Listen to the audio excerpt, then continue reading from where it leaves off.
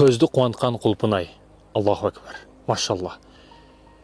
Біз қырғызша жейбіз деп поляны өзүнө кирип жеп учурубуз. Азыр Өзбекстанда урматтуу мекендештерим, дыйканчылык өздөрү терип келишти алдыбызга, бирок биз кыргызча жейбиз. Кандай кыргызча деди да, жүр бас көрсөтөйүн деп ушинтип алып келип азыр жеп учурубуз.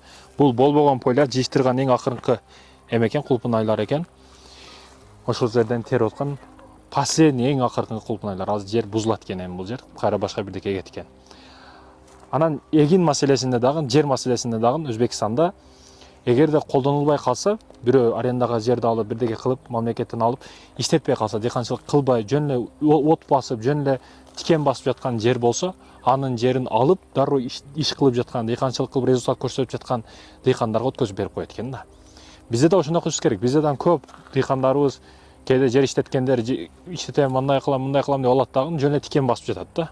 Коркунучтуу болуп, токой болуп, жыланкана болуп. Жыланкана кылбашыбыз керек жерлерибизди, иштетишибиз керек, колдонушубуз керек.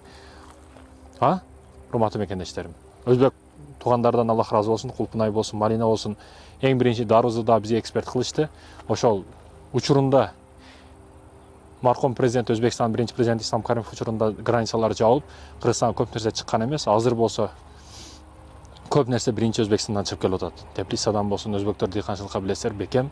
Азыр ошол кулпунайлардын келип эң акыркы майда сорттору. Бирок this is original дейт го, оригинал да бул. Чындап полядан үзүп жегенге жетпейт.